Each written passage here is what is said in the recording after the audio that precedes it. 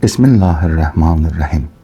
Əziz müsəlmanlar, Peyğəmbərimiz dünyasını dəyişən ərəfədə qızı Fatimə-i Zəhra salamullah əleyha çox narahat idi və çox üzülürdü.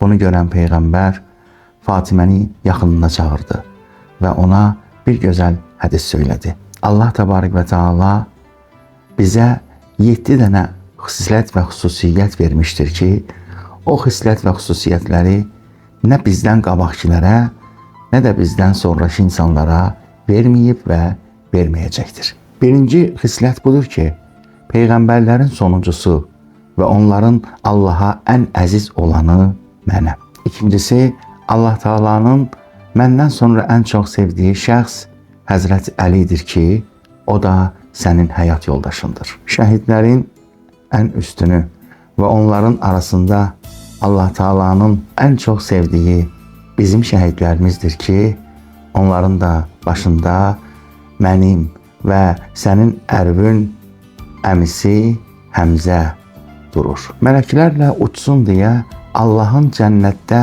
2 qanad verdiyi şəxs atanın əmsi oğlu və ərin Həzrəti Əlinin qardaşı Cəfər Təyyardır. Bu ümmətin 2 sibti qız nəvəsi bizdəndir və onlar da sənin övladların Həsən və Hüseyn əleyhissalamdırlar. Onlar behiş cavanlarının ən üstünüdürlər. And olsun o haqq olan və məni haqq olaraq göndərən Allaha ki, onların atası Əli onlardan da üstündür. Yenə də and olsun məni haqq olaraq göndərən o Allaha ki, bu ümmətin Mehdisi Həsən və Hüseynin nəslindən vücuda gələcəkdir. Dünya hərc-mərcliyə qurşananda, fitnə, fəsad çoxalan zamanda, yollar bağlanıb insanların bir-birini qarət etdiyi bəxtdə, qocaların uşaqlara rəhmi kəsiləcəyi, cavanların isə böyüklərə hörməti gedəcəyi bir zamanda o zuhur edəcəkdir. Allah bu vaxt onların övladlarından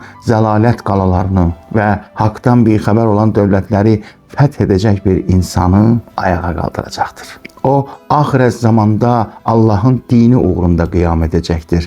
Necə ki, mən qiyam etmişəm. Yeryüzü zülm və sitəmlə dolduğu kimi, Mehdi isə onu ədalətlə dolduracaqdır. Hədə də Peyğəmbər Əkrəm dəfələrlə vurğulamışdır ki, bu ümmətin Mehdisi bizdəndir. Və bəzən Həzrət İmam Hüseyn əleyhissalamın sinəsinə işarə edərək buyurmuşdu ki, Mehdi bundan törəyəcəkdir və Həzrəti İsa onun arxasında namaz qılacaq. Allah bizləri Əhl-i Beytin nümayəndəsi olan Həzrət Mehdinin ardıcıllarından qərar versin inşallah.